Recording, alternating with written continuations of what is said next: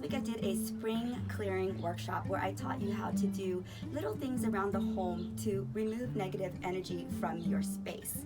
One of the secrets that I shared is the magic of salt, and more in particular, pink Himalayan salt. What you can do on a weekly basis is just walk the perimeter of your home and scatter the salt around it, asking for it to remove any negative energy and purifying the space, and also to bring back into harmony, putting up a protective field. So if you live in an apartment, you probably won't be able to do that, or a high-rise building, but you can scatter salt in front of your door. So here, you just want to get some salt and just in front of the door, ask it to purify and cleanse and restore balance, renew, and heal.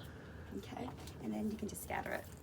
So the other thing you can do with salt is get it in a glass bowl and then cut up 4 pieces of lemon or lime and put this underneath your bed. If you've been going through a lot of bad luck or bad health, this will soak up all that bad energy.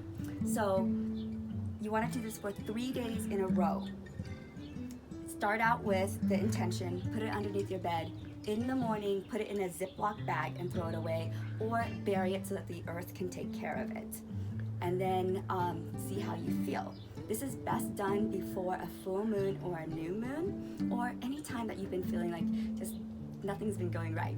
So I hope these tips help you, and join our mailing list so I can give you other tips or come to our events.